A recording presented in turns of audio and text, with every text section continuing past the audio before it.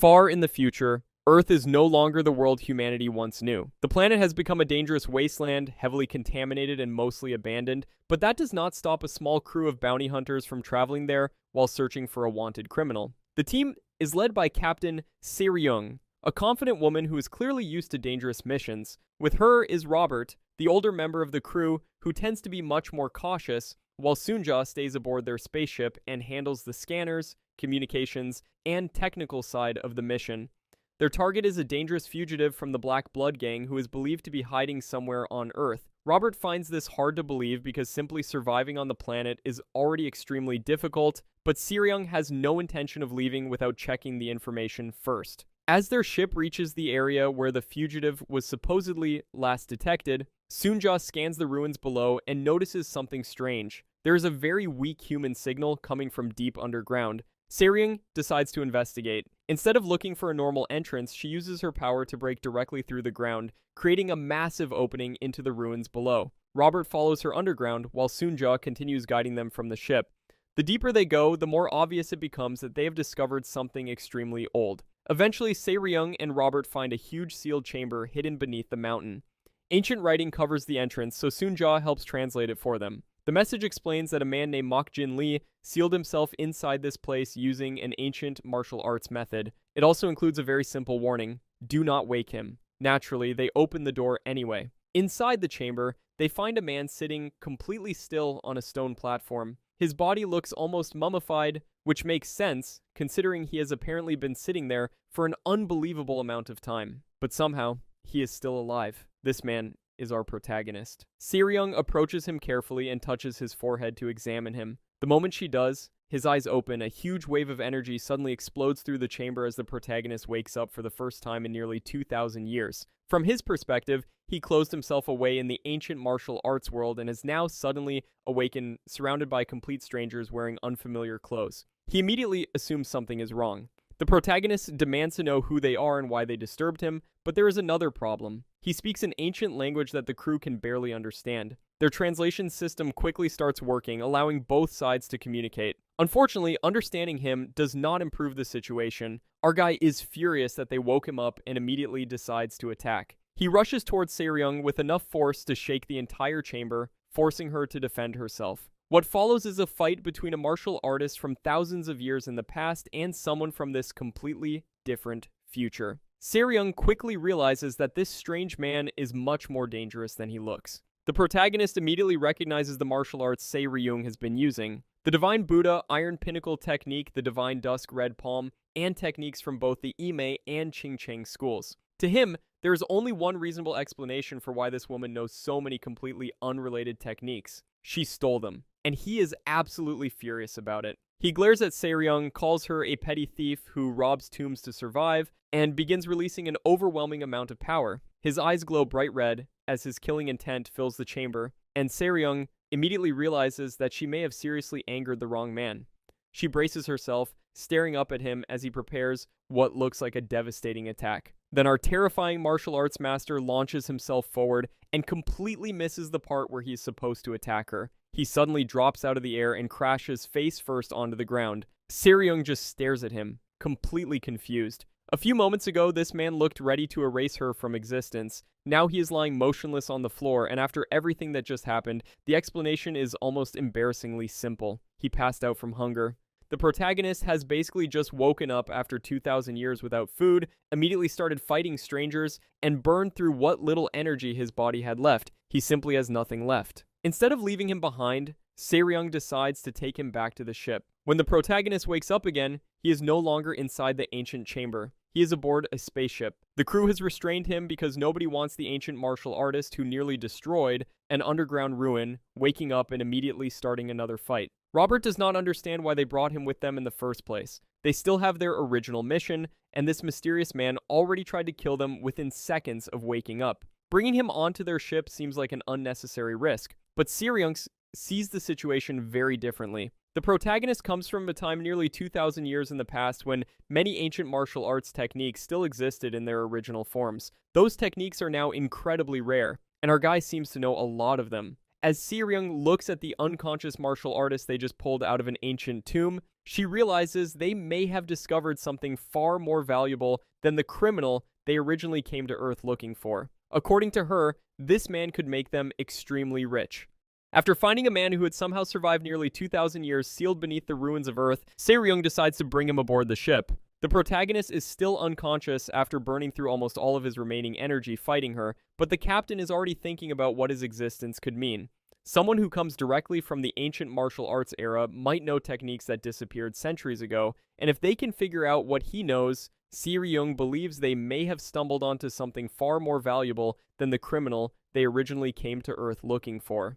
Robert is much less excited about the situation. As far as he is concerned, they just brought a complete stranger onto their ship after that same stranger tried to kill them within minutes of waking up. Se-ryung assures him they have taken precautions. The protagonist has been tied down with an extremely durable material strong enough to be used on spacecraft, so she is confident there is no chance of him simply breaking free. That confidence does not last very long. The moment the protagonist wakes up and realizes he has been restrained again, he releases his strength and tears straight through the bindings. Se-ryung and Robert immediately prepare themselves for another fight because from his perspective, the situation has somehow gotten even worse. He woke up after 2,000 years surrounded by strangers, fought them, passed out, and has now opened his eyes in another completely unfamiliar place with his body tied down. Before things can turn violent again, Soon-ja discovers a much easier way to deal with him. She gives him food. The moment a plate of sausages is placed in front of him, the entire situation changes. Our guy sits down and starts eating immediately,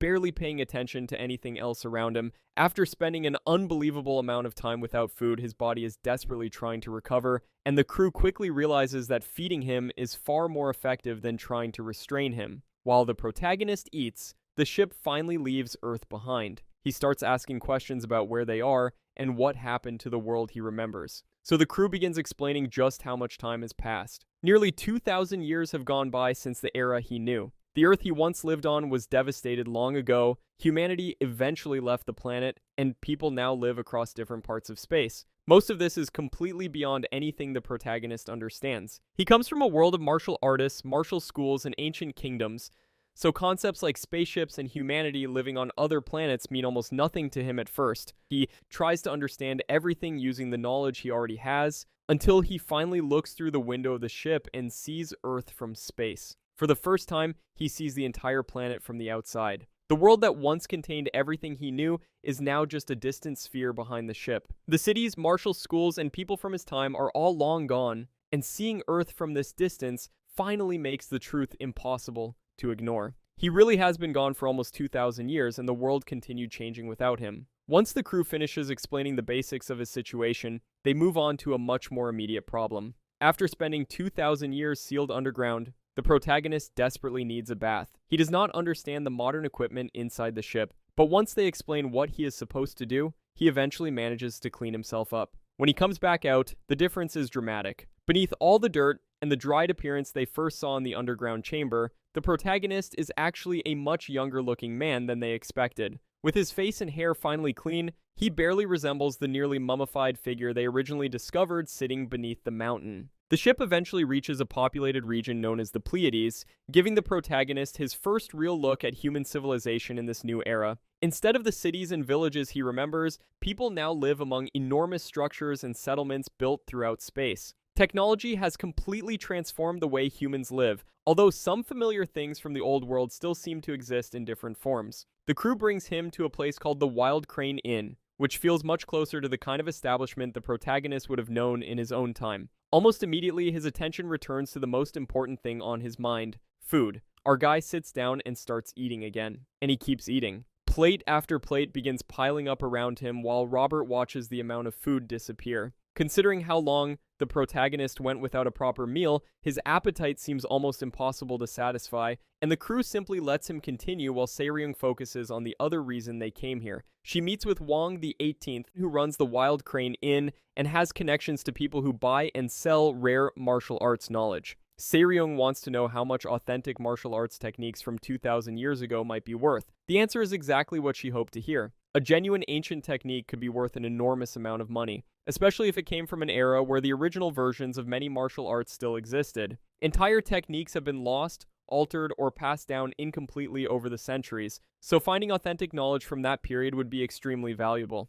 Se-ryung then reveals that she may have found more than one. Wang immediately tells her they are worth nothing. The problem is not that ancient techniques have no value. The problem is that Se-ryung's story sounds completely unbelievable. Claiming to have suddenly discovered several authentic martial arts techniques from 2,000 years ago sounds more like a scam than a real opportunity. Something that rare would be worth a fortune, and Wang has no reason to believe a bounty hunter simply stumbled across it during a mission. Instead of making the fortune she expected, Se-ryung is dismissed before she can prove what she actually found. She returns to the main area of the inn, where the protagonist has been busy creating an enormous tower of empty plates. By the time he finally seems satisfied, Robert can only stare at what is left of the meal. Before the crew can decide what to do next, the atmosphere inside the inn suddenly changes. A group of men enters together, all wearing similar dark clothing and carrying the same symbol. At the front of the group is a bald man whose presence immediately makes them stand out from everyone else inside the building. Se-ryung recognizes the symbol they carry. They belong to the Heavenly Demon Sect. And while members of a sect carrying that ancient name enter the inn, the protagonist is sitting only a short distance away, completely unaware that something connected to the martial arts world he knew 2,000 years ago has just walked through the door. Inside the First Moon Tavern, the bald man leading the Heavenly Demon group begins scanning the people around him with the device built into his eye. His name is Muak Sanjon, and he is the captain of the Red Wolf Company, a unit working under the Heavenly Demon cult. His scanner quickly identifies an old man sitting at one of the tables as a wanted criminal, but Muak has other business to handle. He tells the man that today is his lucky day, and advises him to turn himself in before continuing his search through the tavern. Robert recognizes the group and explains who they are. During the 2,000 years the protagonist spent sealed away, the Heavenly Demon cult changed dramatically and eventually became one of the most powerful and respected martial arts organizations in the galaxy. Hearing this catches our guy's attention immediately. The Heavenly Demon cult existed back in his own time, and seeing that it survived for thousands of years leaves him genuinely impressed. The protagonist watches Muak and the other members for a moment before walking straight toward their captain. Muak is busy with his investigation when our guy suddenly reaches up and places a hand directly on his bald head. He treats the much older-looking captain like a younger martial artist and warmly praises the people of the Heavenly Demon cult for carrying their traditions so far into the future. Everyone around them freezes. Muak has no idea who the stranger is or why he has suddenly started touching his head. Robert quickly steps in and tries to calm the situation, explaining that the protagonist has some trouble understanding how people behave in the modern world. The explanation does little to improve Muak's mood, especially with the protagonist still standing casually beside him. Muak uses his scanner to examine our guy more closely. The results confuse him. The protagonist has no registered identity in their system, and the scanner detects no measurable martial arts energy coming from his body. From everything the device can see, the man standing in front of him should pose no serious threat. Muak decides to teach him a lesson. As he prepares to move, however, he suddenly realizes that his body will barely respond. The protagonist's hand is still resting on him, and somehow Muak feels completely trapped beneath that casual grip. He struggles to understand what is happening because his scanner continues telling him that the stranger has essentially no detectable energy. Once the protagonist finally releases him, Muak immediately backs away and activates the system connected to his martial arts. His body fills with power as the technology inside him helps circulate and amplify his energy. The people in the tavern move away as the pressure around him grows, while the rest of the Red Wolf Company watches their captain prepare to attack. Muak launches himself at the protagonist with one of the Heavenly Demon cult's fighting techniques. The attack carries enough force to tear through the tavern, but our guy remains calm as Muak continues trying to overpower him. The protagonist quickly recognizes the martial arts being used against him. He understands the foundations of the technique immediately, yet the way Muak performs it feels completely different from what he remembers. Modern martial artists combine their training with advanced technology, using artificial systems to control and strengthen their energy. To the protagonist, the technique lacks the balance and coordination it should have. He tells Muak that his martial arts need correcting. Muak takes the comment as another insult and attacks again with even more force. He uses several moves in succession, throwing powerful punches and claw-like strikes toward the protagonist, while the tavern around them is caught in the middle of the fight. Our guy handles the attacks with little difficulty. Muak grows increasingly frustrated as every technique fails to bring him down. His scanner had told him this stranger had no measurable martial arts energy, yet everything happening in front of him contradicts that reading. The protagonist can follow his movements, withstand his attacks, and understand his martial arts after seeing them only once. Eventually, our guy decides to demonstrate what he means by correcting Muak's technique. He grabs the captain during his next attack and sends him straight through the floor. Muak crashes down with enough force to leave a large crater beneath the tavern. The other members of the Red Wolf Company stare at their captain lying below them, while the protagonist remains standing above, as though the exchange required very little effort. Then our guy turns his attention toward the rest of the group. Instead of treating them like enemies, he approaches the situation like a martial arts master, looking at students with terrible fundamentals. He tells the remaining members to stand properly so he can correct their posture and technique as well. The Red Wolf Company attacks him together. The fight ends quickly. By the time everything is over, the entire unit has been defeated, leaving the Heavenly Demon Cult with a serious problem and the protagonist with an even stranger introduction to the organization that survived from his own era. News of the incident soon reaches a much higher-ranking member of the Heavenly Demon Cult. Bishop Taik Jongri receives a report informing him that the Red Wolf Company has been completely dismantled. He asks for information about the person responsible, and the investigation reveals that the unknown fighter is currently traveling with a bounty hunter named Seryung. That name immediately gets his attention. Seryung is also known as the Flame Rakshasa, and Taik Jongri already knows who she is from something that happened in the Verdant Woods. With one of the cult's units defeated and Seryung somehow connected to the person responsible, he decides that the situation deserves his personal attention. While Seryung, Robert, Soonja, and the protagonist continue their journey, a powerful member of the Heavenly Demon Cult is now preparing to come after them. Back aboard the ship, Robert is still thinking about what happened at the tavern. He watched the protagonist take down Muak Sanjeon and the entire Red Wolf Company with almost no effort, even though they were all A-rank martial artists from the Heavenly Demon Cult. Seryung tries to brush off how impressive that was by pointing out that they were among the weaker fighters in A-rank, and she insists she could have handled them herself. Robert has a much higher opinion of the stranger sitting across the room eating again, especially after seeing how easily he defeated people who would normally give Seryung a serious fight. The conversation makes Seryung realize they should probably learn more about the man they brought aboard their ship. They found him buried under earth, watched him use ancient martial arts, and have been traveling with him ever since, yet they barely know anything about who he actually is. Seryung walks over and starts questioning him while our guy remains completely focused on his food. When another tray of sausages arrives, she keeps it away from him until he finally cooperates. The protagonist gives them his name, Mokjin Lee. Seryung continues asking about his identity and what position he held before sealing himself away. After thinking for a moment, Mokjin calmly answers that he was the Heavenly Demon. When they stare at him in confusion, he makes his answer even clearer and calls himself the Heavenly Demon King. Seryung can barely process what she just heard. The Heavenly Demon is one of the most important titles connected to the martial arts world, and this random man they pulled out of an ancient chamber is casually claiming that the title belonged to him 2,000 years ago. She starts wondering whether something happened to his head during his long sleep. Before they can question Mokjin any further, alarms suddenly begin sounding throughout the ship. Soonja checks the system and discovers that someone nearby has locked onto them. After what happened with the Red Wolf Company, Seryung immediately expects retaliation from the Heavenly Demon Cult, but the ships appearing around them belong to another organization entirely. A large fleet has surrounded their small vessel, and Soonja identifies them as members of the Verdant Woods, one of the major groups descended from the old martial arts world. The fleet is led by Seongbyum Kim, known as the Axe Panther, the captain of a powerful galactic unit within the 72 houses of Verdant Woods. His group has already received detailed information about Seryung and her crew, including her reputation as the Flame Rakshasa and their work as bounty hunters around the outer regions of the galaxy. Seongbyum finds the assignment unusual because a crew operating this far from the center of the martial arts world would rarely attract the attention of an organization as powerful as the Heavenly Demon Cult. The reason soon becomes clear. The Heavenly Demon Cult secretly hired the Verdant Woods to deal with Seryung's group after the incident involving the Red Wolf Company. Their instructions are extreme. Completely erase the crew and leave no trace behind. Seongbyum understands that there is probably more going on than his client explained, but he has already accepted the job and has no intention of wasting the opportunity. He prepares his fleet to surround Seryung's ship and finish the mission. From inside their ship, Robert looks at the massive number of vessels outside and assumes they are dealing with pirates or thieves. Seryung finds that strange because their crew barely has enough money to keep their own ship running, so attacking them for profit would make very little sense. Soonja finishes identifying the fleet and tells them exactly who is commanding it. The moment Seryung hears the name Seongbyum Kim, her attitude becomes much more serious. She knows his reputation and understands that fighting him directly would be extremely dangerous. With an entire fleet surrounding them, Seryung decides cooperation gives them the best chance of surviving. She expects the Verdant Woods to disable their ship with an EMP weapon,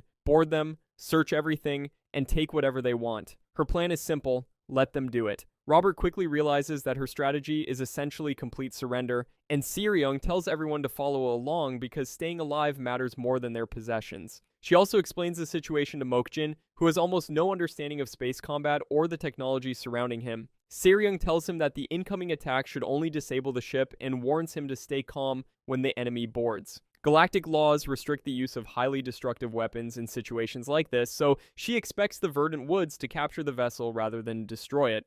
Our guy simply listens while everyone prepares for the impact. Then Soonja notices something wrong with the incoming weapon. The fleet has fired a photon missile. This weapon is designed for destruction, and its presence immediately changes everything. The Verdant Woods are aiming to kill everyone aboard. Seryung asks whether they can escape through warp travel, but the surrounding fleet has blocked every direction. She asks about the ship's defensive shields next, only to be reminded that their financial situation forced her to sell important shield components just to cover their living expenses. On the Verdant Woods command ship, one of Seongbyum's men raises concerns about using such powerful weapons because openly destroying another vessel could create serious legal consequences. Seongbyum already has a way to handle that. He plans to make the destruction public and place responsibility on the Heavenly Demon Cult, using the organization that hired him as protection from whatever trouble follows. With that decided, he orders the fleet to prepare its photon cannon at full power. Soon Duje watches the energy readings rise while Seryung, Robert, and Mokjin remain trapped inside their ship.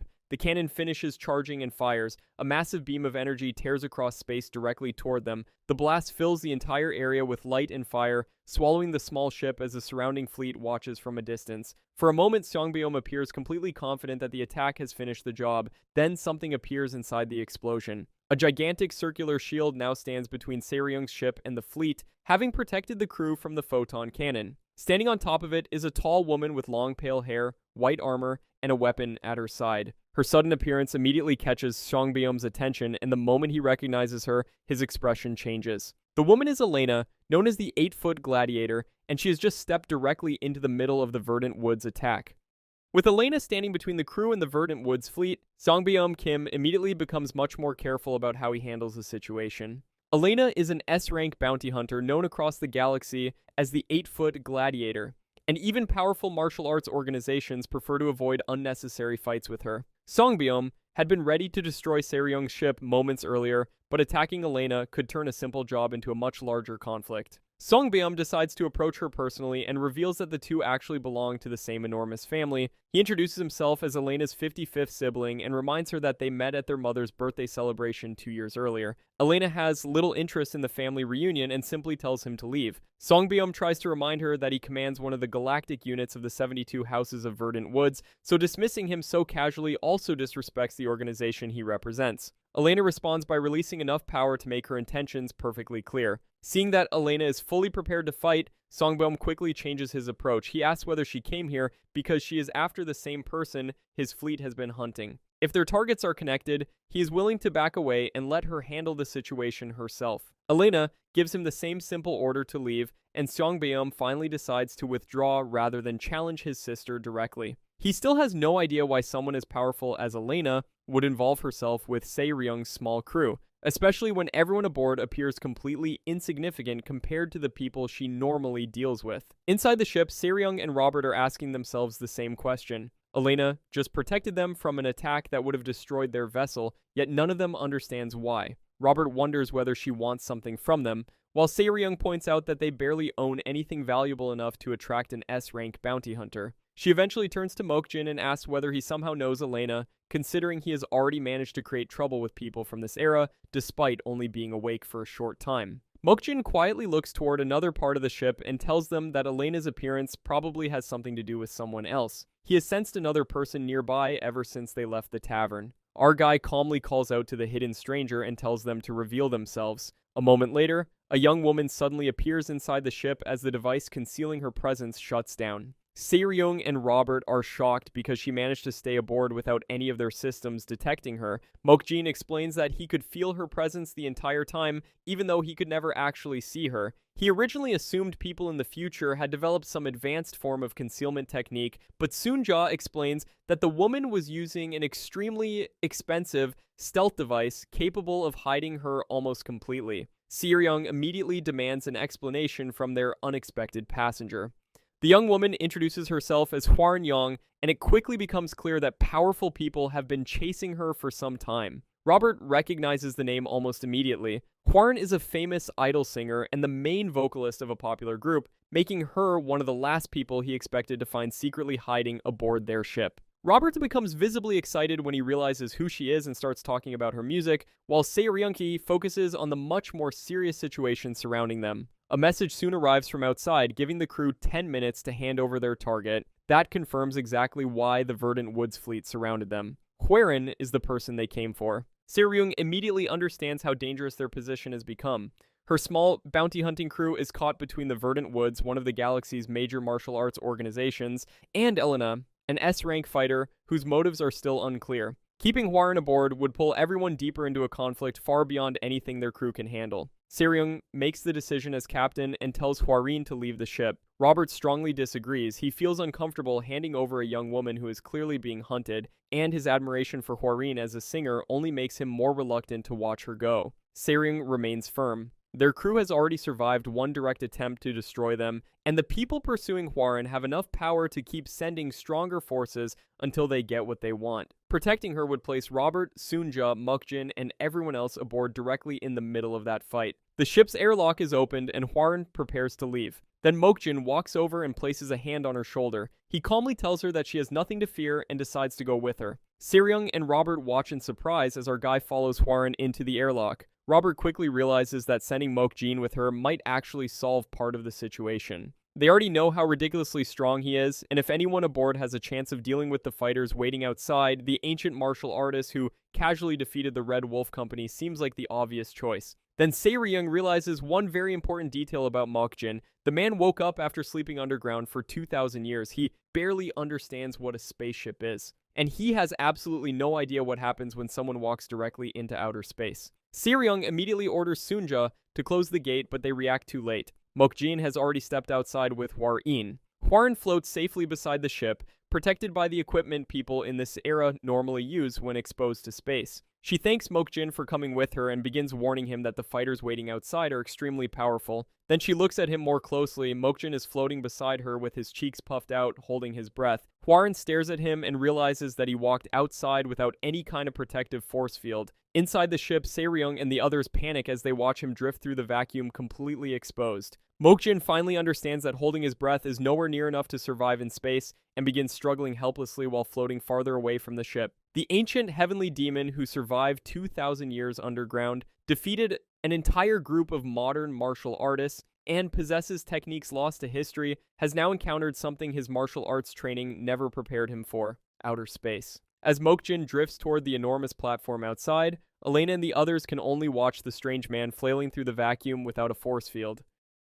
Seryung quickly reaches Mokjin before he drifts any farther into space and activates a nanoshield around him. By the time she gets to him, our guy has already been exposed to the vacuum for several minutes and is barely conscious. She grabs his face, tells him to breathe, and waits for him to recover. The moment Mokjin realizes he is still alive, he acts as though the whole situation was under control and proudly claims that nothing in heaven or earth could threaten his life. Back on the ship, Sunja has a very different reaction. According to her, even extremely powerful martial artists can only survive in open space for a short time without protection, yet Mokjin somehow lasted more than 6 minutes. Once again, the man they pulled out of Earth is doing things that should be impossible by modern standards. Seryung brings Mokjin down to the enormous platform where Elena is waiting with Hwarin. The structure is actually part of Elena's personal ship, which she uses as a massive fighting arena. Before approaching her, Seryung warns Mokjin to stay out of the situation and let her handle everything. Elena has built a terrifying reputation across the galaxy as someone who travels from place to place searching for strong opponents,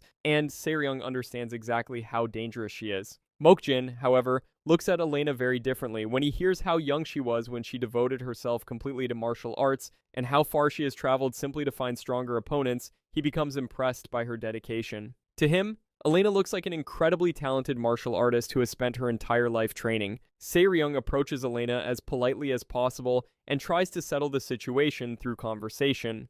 She suggests they talk things through peacefully since they all come from martial arts traditions that originated from the same roots. Elena has little interest in having a discussion. She draws her weapon and immediately attacks, forcing Se-ryung to dodge as a huge wave of energy tears across the arena. The force behind Elena's attack shocks everyone watching. Se-ryung manages to avoid being hit directly while Mokjin stays close to Hwarin and calmly watches the fight unfold. Hwarin is clearly terrified of Elena, so our guy reassures her while studying the woman attacking them. He seems far more interested in Elena's martial arts than in the danger surrounding him. Elena soon turns her attention toward them, and Mokjin steps between her and Hwarin. He tells Elena that the girl is under his protection and makes it clear that anyone who wants to reach her will have to go through him first. Elena finally has a reason to focus entirely on Mokjin, the strange man who has been watching everything with complete confidence. Their fight begins, and Mokjin immediately notices something unusual about Elena's martial arts. She can switch between completely different styles while fighting,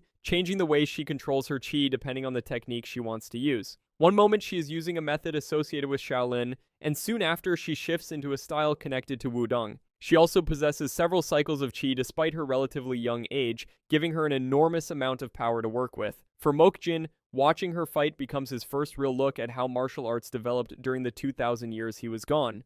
The techniques themselves are familiar to him, yet modern fighters have found ways to combine different traditions and strengthen their abilities with technology. He quietly concludes that martial arts have changed considerably with the passage of time. Elena continues increasing her power and switching between techniques as she attacks. The systems monitoring the fight show her output rising higher and higher, while the people watching struggle to follow how many different martial arts she is combining. Mokjin recognizes styles from several different martial schools, including spear techniques, sword techniques, and specialized methods that normally belong to completely separate traditions. As the battle intensifies, Elena briefly remembers moments from her childhood. She remembers kneeling before her mother, receiving a ring meant to warn her when danger approached, and the harsh expectations that surrounded her while growing up. Those memories remain connected to the fighter she eventually became, someone who continued pushing herself further and searching for stronger opponents wherever she could find them.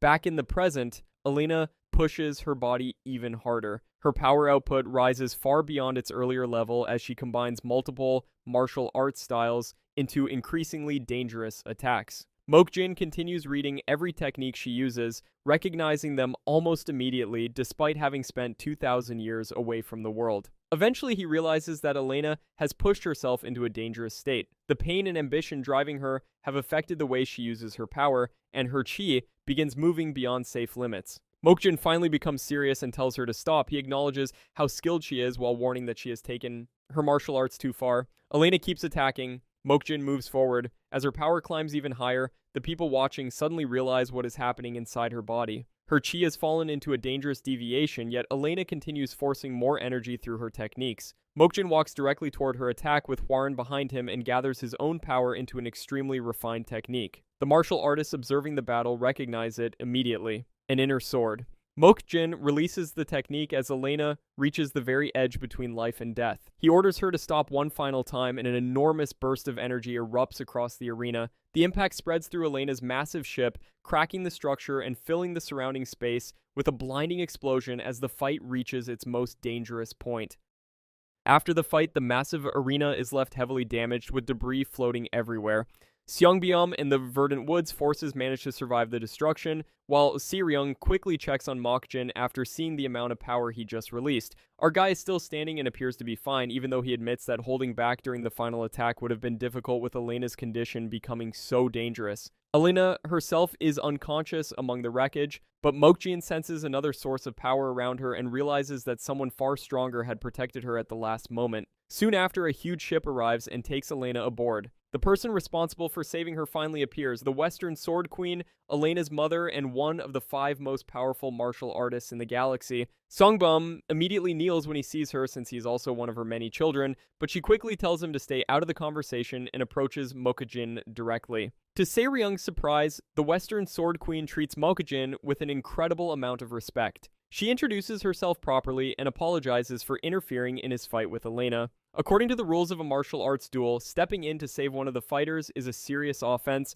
so she even offers to cut off one of her own arms as compensation. Mokjin immediately tells her to forget about it and casually asks whether Elena is really her daughter. Se-ryung nearly panics when she hears how casually he speaks to someone considered one of the strongest people alive, but the Western Sword Queen seems completely comfortable with his attitude. Elena is taken away for treatment and remains unconscious, leaving her mother without a clear explanation for why she became involved with Hwarin in the first place. The Western Sword Queen only knows that Elena's last destination before appearing here was Manhwa, so she suspects that someone connected to that place may have hired her.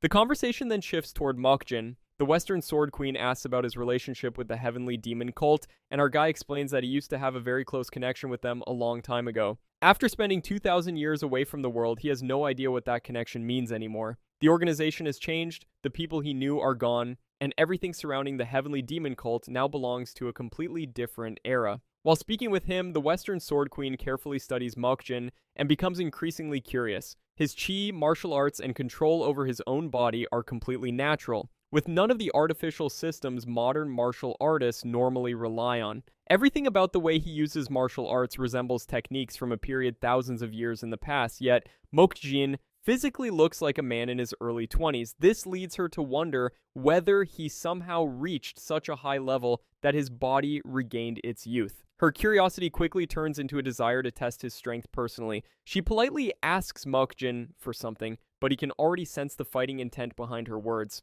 The Western Sword Queen begins releasing her power, filling the area with enough energy for Se-ryung to notice something is happening from farther away. Mokjin simply asks her whether they actually have any reason to fight. He has already spent most of his short time in this new era getting dragged from one battle into another, and right now, he wants to travel, learn more about the world, and see what happened during the 2,000 years he was gone. He tells the Western Sword Queen they can save their fight for another time, when they actually have a reason for it. She accepts his answer and withdraws her power, allowing the confrontation to end before another battle destroys what remains of the area. Before leaving, the Western Sword Queen speaks privately with Seongbeom. He explains that the Heavenly Demon Cult originally hired the Verdant Woods to deal with Se-ryung's crew, and he also shares the report about the Red Wolf Company being completely defeated by an unidentified fighter. With Mokjin now appearing in the middle of all these events, it becomes clear that something much larger may be happening behind the scenes. The Western Sword Queen orders Seongbeom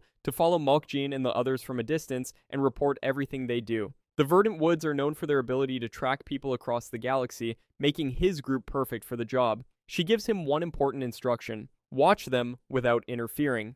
After seeing what Mokjin is capable of, she has no interest in watching another one of her children get hurt by challenging him. Seongbeom agrees to follow the crew and gather information while keeping his distance. Once everything finally settles down, Se-ryung turns her attention back to Mokjin and demands to know how he managed to become connected to so many powerful people in such a short amount of time. Since meeting him, they have already dealt with the Heavenly Demon Cult, the Verdant Woods, Elena, the 8-foot gladiator, and now the Western Sword Queen herself. Hwarin finally steps forward and apologizes, explaining that most of the current situation started because of her. She tells the group that after finishing her tour, she returned to her home on Mount Hua. The people there were still familiar to her, but something about them had changed. Their behavior felt strange and dangerous, and Hwarin became frightened enough to escape from the planet. She eventually ended up hiding aboard Se-ryung's ship while several powerful groups began searching for her. This immediately gets Robert's attention. Mount Hua is his home planet. The moment he hears that something may have happened there, he becomes much more serious and demands to know exactly what Hwarin saw. Hwarin only knows that the people she encountered seem completely different from how she remembered them, leaving the crew with another mystery and a possible reason behind the sudden interest surrounding her. Meanwhile, Mokjin continues eating through another enormous pile of food while everyone else tries to understand what is happening. Back at the First Moon Tavern, the broker who previously spoke with Se-ryung remembers their earlier conversation about martial arts techniques from 2,000 years ago. Se-ryung had claimed that the techniques were original copies and ranked at the highest level, something so rare that the story had sounded almost impossible when she first heard it. After everything that has happened since then, the man finally realizes that Se-ryung had been telling the truth. Those martial arts techniques really exist, and now he realized exactly how much money they could be worth.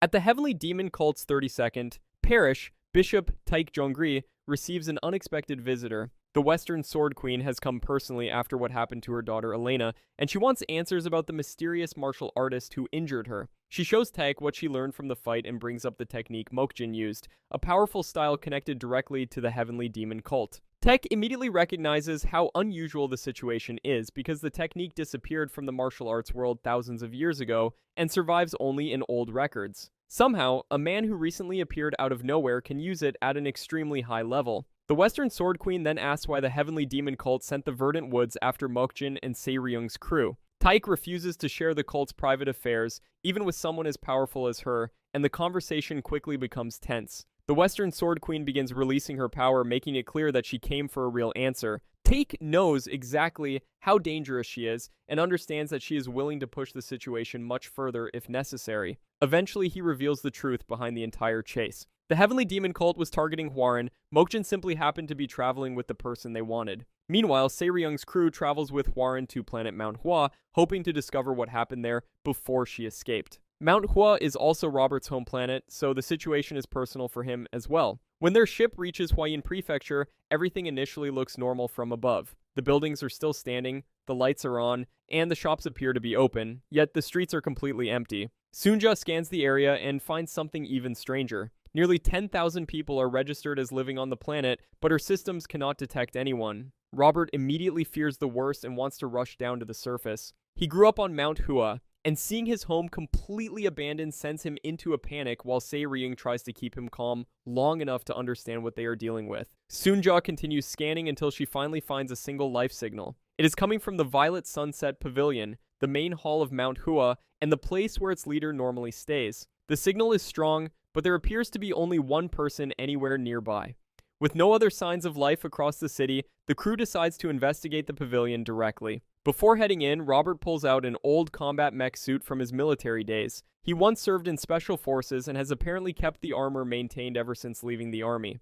Considering how strange the planet has become, he wants to be prepared for whatever is waiting inside. Mokjin, Hwarin, Se-ryung, and Robert then make their way through the deserted city while Sunja continues guiding them remotely from the ship. As they approach the area where the signal is coming from, the atmosphere becomes increasingly unsettling. The streets remain completely silent, and Sunja warns them that the life signal ahead may belong to something unusual. Rather than walking directly into an unknown threat, Se-ryung sends a reconnaissance drone ahead to investigate. The drone barely gets a chance to explore. A massive burst of energy suddenly shoots out from inside the area, tearing through the entrance and blasting across the surrounding buildings. Mokjin reacts immediately, pulling Hwarin and Se-ryung out of danger as the attack passes through. Robert takes the blast directly in his combat armor and ends up thrown onto the ground, completely motionless inside the damaged suit. For a moment, everyone wonders whether Robert survived. Sunja checks his condition remotely and confirms that the mech suit protected him. Robert remains completely silent because the attack scared him so badly that he is frozen inside the armor. Once they know he is alive, the group continues forward, now fully aware that something powerful is waiting for them near the pavilion.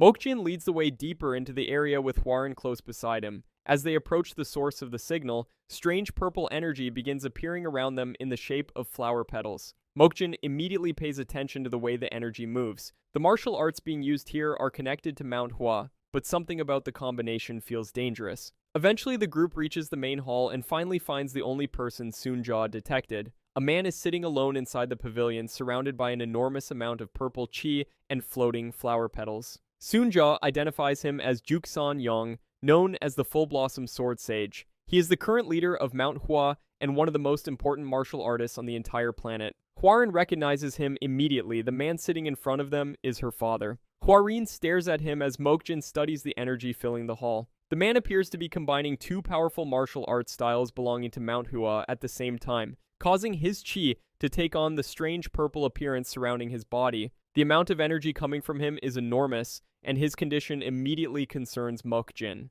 After traveling all the way to Mount Hua to discover why its population suddenly disappeared, the crew has finally found one person left behind. Hwarin's father, sitting alone in the heart of the ancient martial school while something has gone seriously wrong with his martial arts.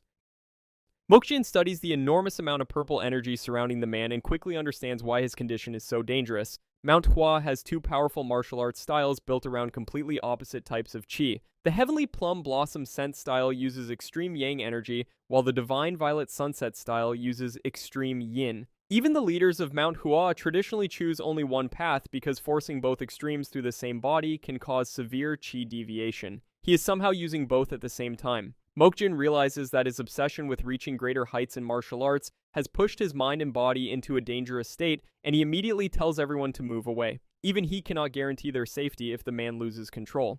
Hwarin barely listens to the warning. The man sitting in front of them is still her father, so she calls out to him and tries to move closer. Se-ryung warns her to stay back as his energy continues filling the entire area, while Mokjin remains ready to protect her if anything happens. Hwarin keeps trying to reach her father, hoping he will recognize her, when something strange suddenly happens around them. As the clock reaches 6 in the evening, the entire atmosphere changes, the overwhelming energy disappears, and within seconds, the world around them seems completely normal again. The empty streets of Manhwa are suddenly filled with people, shops are open, families walk through the city, and the thousands of residents who had vanished appear to have returned as if they had been there the entire time.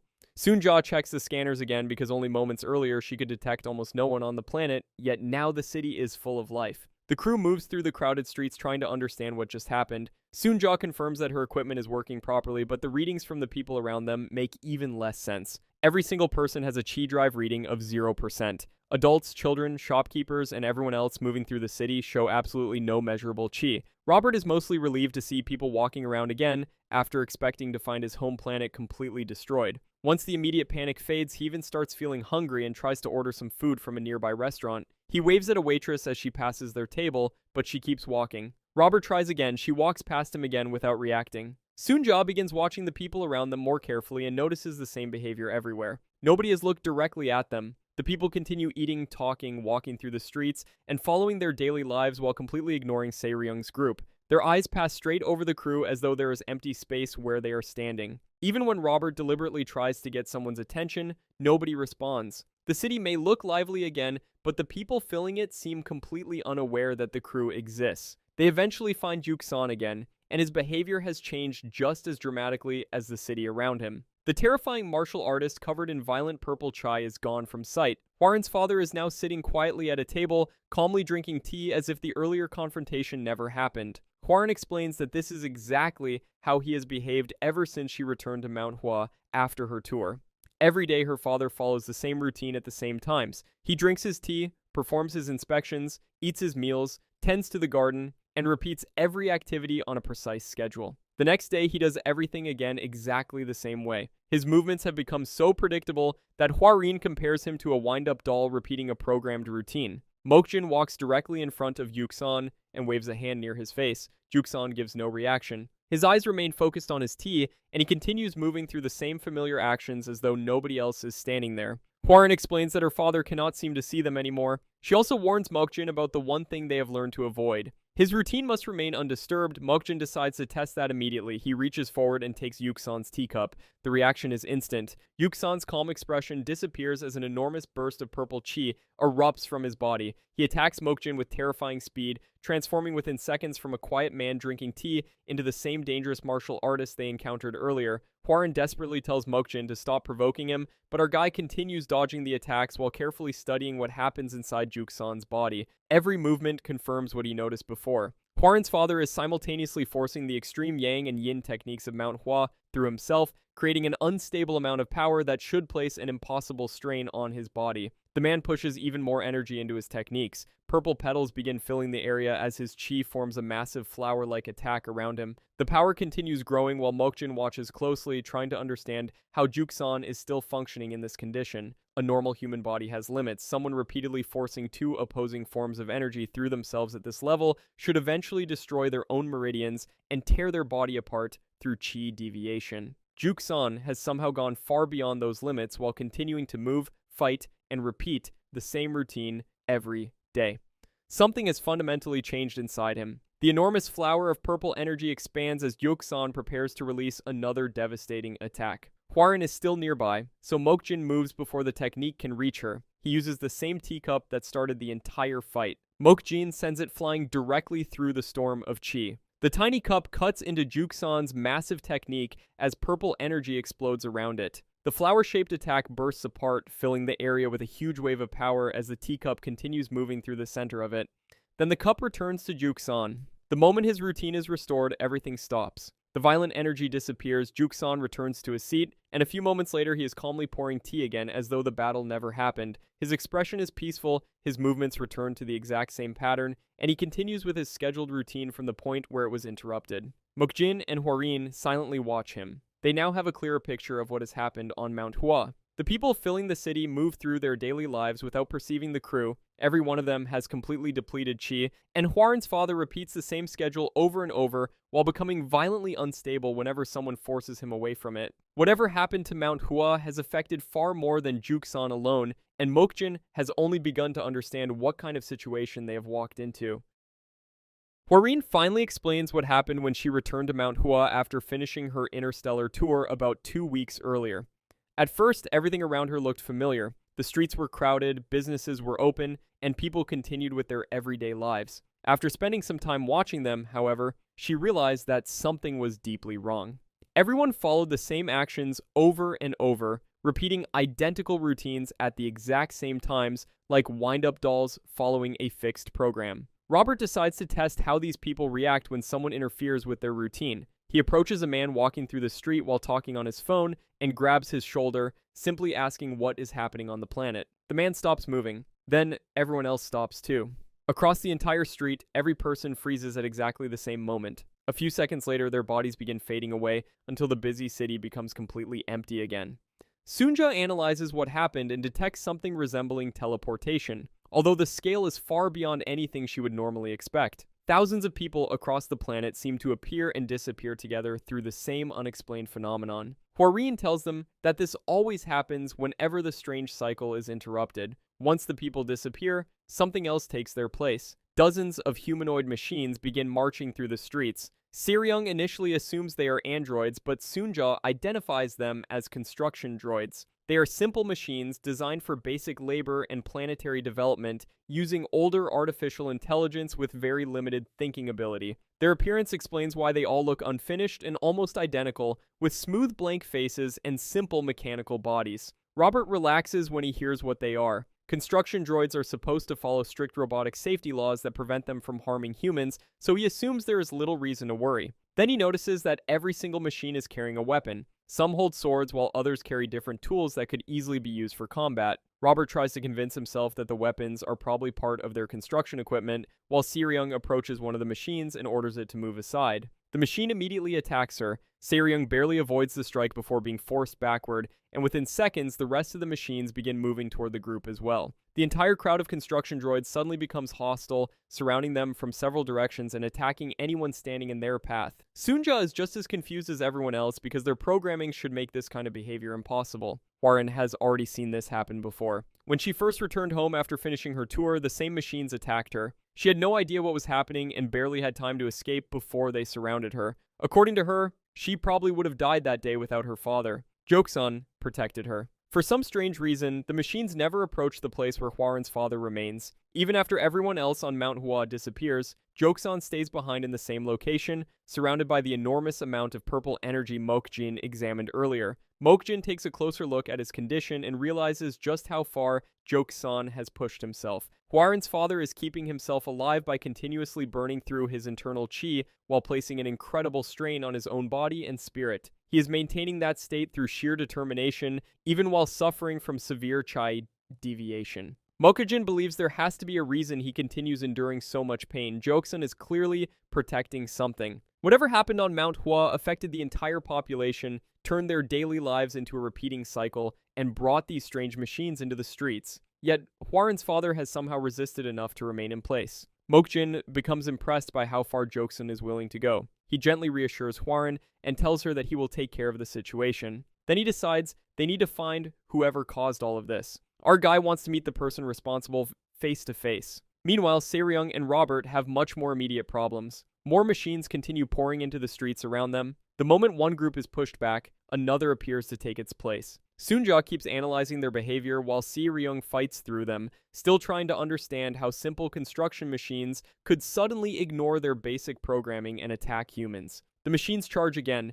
Seryung grabs Sunja and moves her out of the way as several weapons come flying toward them. She quickly fights back, knocking multiple attackers away, but the number of enemies keeps increasing. Robert begins thinking more carefully about what he is seeing. Sunja confirms that ordinary android intelligence cannot simply decide to violate the fundamental rules built into its programming. These machines are attacking humans freely, coordinating like soldiers, and using weapons with clear intent. Robert starts connecting the pieces. He realizes that everyone has been looking at these machines the wrong way. Another wave rushes towards Seryung and Sunja. Seryung braces herself and protects Sunja while the machines attack from every direction, but before they can overwhelm the two women, a massive explosion suddenly tears through the entire group. Bodies and weapons fly through the air. Seryung and Sunja look up in shock. Robert has arrived wearing his old military combat suit, using its heavy weapons to blast through the machines surrounding them. After getting a closer look at the enemies, Robert finally recognizes what they actually are. They are Iron Gangshi. These machines belong to an entirely different category from the harmless construction droids they resemble. Their true nature explains why they can fight, carry weapons, and attack humans without hesitation. With the streets of Manhwa now filling with Iron Gangshi and the entire population trapped in some unexplained repeating cycle, the crew finally realizes that whatever happened to this planet was far more deliberate than they first believed. While the crew deals with the situation on Manhwa, someone else is secretly watching everything through surveillance footage. A group of unknown figures has been gathering information on Seryung and the people traveling with her, carefully identifying each member of the team and trying to understand why they suddenly appeared on the planet. They already know Seryung by her reputation as the Flame Rakshasa, a bounty hunter who usually works around the outer regions of the galaxy. Sunja is quickly identified as an intelligent android, while Robert's background attracts much more attention. Before becoming a bounty hunter, Robert served as a master sergeant in the Northern Galactic Combat Unit's Special Tactical Team, placing him among highly trained soldiers with serious combat experience. The moment the observers hear about Robert's military history, they become much more interested in him. Someone with that background rarely appears in a place like Mount Hua by coincidence, so they begin wondering whether his presence is connected to whatever is happening on the planet. Then they look at Mokjin. Their database finds absolutely nothing about him. He has no registered identity, no chi drive, and apparently relies entirely on his natural body. From their perspective, he looks like some strange young man traveling around with Seryung's crew. After watching his behavior for a while, they decide that Robert deserves far more attention and order an investigation into his background. Back in the streets of Mount Hua, Robert is extremely pleased with himself after finally getting a chance to use his old military combat suit properly. The area around him is covered with destroyed machines, and he proudly explains that he has continued maintaining and lubricating the suit every day just in case he ever needed it again. Seryung immediately remembers how close she came to making him sell the thing when the crew needed money for food. Robert is suddenly very grateful that he ignored her. Mokjin, meanwhile, has become interested in the broken machines scattered across the ground. He picks up one of their mechanical limbs and tries to understand what exactly he is looking at. At first, he assumes the metal body might be some kind of armor that a person wears. Seryung explains that these are droids, essentially machines capable of functioning like living workers. The explanation means almost nothing to Mokjin. Sunja tries to simplify it for someone who comes from 2,000 years in the past. She explains that droids are machines created to think, make decisions, and behave in ways similar to humans. Mokjin struggles to understand how a pile of metal could possibly think like a person, so Sunja decides to demonstrate the concept more directly by showing him that she herself is an android. Our guy is completely shocked. Until this moment, Mokjin had simply assumed Sunja was another human traveling with the crew. Discovering that someone who talks, thinks, and behaves exactly like a person can actually be a machine forces him to reconsider just how much the world has changed while he was gone. Unknown to the crew, the people monitoring them continue watching the entire interaction. Their attention remains focused mainly on Robert. His military background, training, and experience make him the person they consider the greatest potential threat within Seryung's group. Mokjin remains a mystery, yet his lack of registration and absence of a chi drive leads them to underestimate him completely. Elsewhere, another investigation is beginning at the 32nd Parish of the Heavenly Demon Organization. A spherical transport arrives carrying Dae-In-jo, a first-class senior official from the organization's disaster response agency. He has been called in to examine the strange injury left on one of their men after his encounter with Mokjin. A glowing handprint remains clearly visible on the man's head. The injury has become less painful with time, but the area still feels strangely hot. That detail immediately catches Dae-In's attention because he recognizes the technique responsible for the mark. It is called the Hand of the Nine Yin. The technique itself is extremely basic within their martial arts system. Even beginner students learn it early in their training, and one of the senior officials examining the injury remembers learning it when he was only 7 years old. Yet the mark Mokjin left behind behaves completely differently from what they expect. They compare it with a normal imprint created by the hand of the 9 yin, and notice clear differences between the two. The usual technique naturally carries an intense cold property. The energy produced by it should leave behind the effects associated with that cold nature. Mokjin's strike left heat instead. After carefully examining the imprint, Dae-in realizes that Mokjin used the exact same martial art with an extraordinary level of control. He manipulated the technique so precisely that he suppressed its natural cold properties while preserving the force behind the strike. The conclusion becomes even more surprising when they consider why he would do something so difficult. Mokjin was holding back. When he placed his hand on the man, he controlled the technique carefully enough to avoid causing serious damage. He altered the natural behavior of the martial art simply because he had no intention of seriously hurting him. The officials struggled to understand the level of mastery required to accomplish something like that. Changing the fundamental nature of a technique is compared to creating fire from ice. Martial artists can theoretically reach that level of control, but actually doing it requires an understanding far beyond what most people could ever achieve. Suddenly, the mysterious young man connected to Se-ryung becomes much more interesting. The investigation has revealed that whoever left the handprint possesses an incredible understanding of martial arts, even when using one of the simplest techniques available. Dae-in continues studying the evidence while discussing what this could mean with the others. The person they are investigating can take a beginner-level martial art, completely control its natural properties, and adjust the attack with enough precision to choose exactly how much damage it causes. After reaching that conclusion, Dae-in calmly decides that they can continue the discussion after eating. Food has just arrived, and he wants to start before the noodles get soggy. While powerful organizations across the galaxy slowly begin investigating the strange martial artist who appeared with Se-ryung's crew, Mokjin remains on Mount Hua trying to understand robots, technology, and the completely unfamiliar world around him, unaware that more people are beginning to realize just how unusual his martial arts truly are.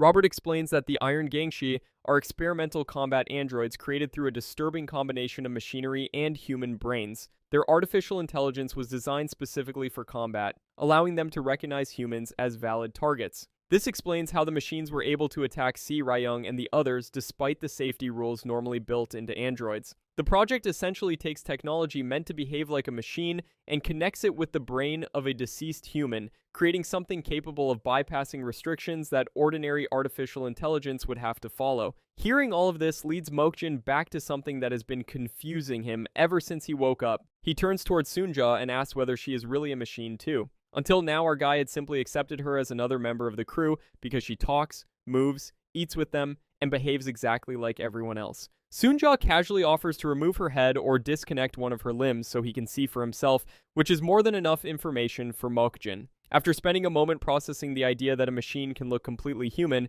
he decides there is one subject he understands much better and returns his attention to food. Unfortunately, the food is almost gone. Se-ryung asks Sunja to prepare more hot dogs for him, only to learn they have run out completely. Se-ryung decides everyone should focus on understanding what happened on Mount Hua. The entire population disappeared, thousands of Iron Gangshi suddenly appeared in their place, and Hwarin's father remains trapped in a dangerous state while repeating the same strange routine. The crew heads back outside to examine the destroyed Iron Gangshi more carefully. Mokjin stays behind for a moment, still focused on whatever tiny pieces of food remain on the tray, while Robert, Se-ryung, and Sunja begin inspecting the machines scattered across the streets. Robert quickly notices that the construction of the Iron Gangshi seems unusually rough. Sunja explains that these units are prototypes rather than completed combat models. She removes one of the internal chips and examines the intelligence system inside. The technology is extremely basic by modern standards and focuses almost entirely on receiving commands. Each machine has very little ability to make independent decisions. That discovery gives Sunja an important clue. Someone was controlling them remotely. Even stranger, each Iron Gangshi appears to have been controlled individually. Coordinating thousands of machines in that way would require thousands of separate operators rather than a single central artificial intelligence giving orders to the entire group. Sunja compares the number of Iron Gangshi that attack them with the population records for Mount Hua. The district officially has 9,818 residents. The numbers line up almost perfectly. Deep beneath the surface, an enormous hidden facility contains row after row of human bodies suspended inside large tanks and connected to machinery. Thousands of people are being kept there, each one linked into the system. There is only one person missing from the total population, Juke-san. While everyone else appears to have been placed inside this massive system, Hwarin's father somehow remained outside, maintaining his strange routine and forcing his body through extreme levels of chi deviation. His resistance begins to look even more important now that the crew understands what happened to the rest of Manhwa. Far away from Manhwa, the situation is also creating concern inside the Heavenly Demon organization. Dae-in-jo suddenly orders a complete state of emergency across District 32. Every dispatch member is to return immediately, while travel in and out of the district is shut down. One of the officials with him is shocked by the order and asks why such extreme measures are necessary. Dae-in explains that the martial arts world has been peaceful for nearly 2,000 years, and that long period of stability has slowly changed the balance between its major powers. The martial alliance that once held the strongest organizations together has lost much of its influence, creating a dangerous environment where powerful groups are beginning to compete more aggressively. Dae-in compares the situation to wolves living under the presence of a tiger. While the tiger controls the territory, the wolves stay together because they share a stronger threat. Once that tiger weakens, those same wolves begin looking at each other differently. Every ambitious group starts wondering whether it can rise higher, and the strongest among them becomes an obvious target for everyone else. According to Dae-in, the Heavenly Demon organization currently stands in exactly that dangerous position.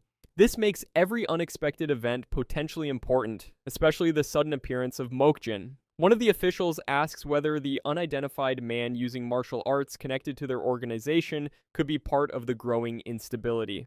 Dae-in has no clear answer, and that uncertainty concerns him even more.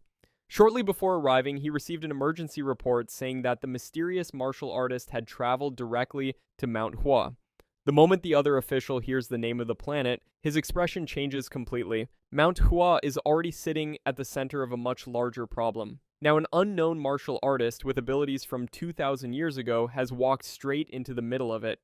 Dae-in describes the situation as placing an unknown spark beside something already ready to explode. For now, he orders everyone to gather information first and carefully decide their next move. Back on Mount Hua, Hwarin continues explaining the strange cycle affecting the planet. The missing residents normally return when night arrives, while Yuksan remains behind throughout the entire process. When the people reappear, they behave almost exactly as they did before everything went wrong. They repeat familiar routines. Hwarin remembers watching her father drink tea, inspect the grounds, read in the garden, and perform small actions he used to do before she left for her last performance tour. Even affectionate gestures from the past are repeated automatically, as though he has been trapped inside the memory of one particular day. The same thing happens with everyone else on the planet. Each person seems to repeat a specific day from their life again and again. Soonja checks the planet's cycle and tells the group that sunset is only a second away. Since day and night change every 6 hours on Mount Hua,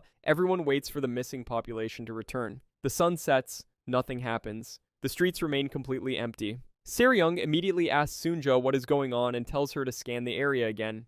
Soonja detects something strange, but the change is happening much closer than anyone expected. Seryung's body is beginning to fade. A strange light surrounds her as her form slowly becomes transparent. Soonja watches the readings in disbelief as the captain starts disappearing directly in front of her. Then Seryung vanishes completely. Soonja checks her systems again and realizes that even the captain's vital signs are disappearing with her. Instead of the missing residents returning to Mount Hua, Seryung has now become part of the same unexplained phenomenon that made the entire population disappear.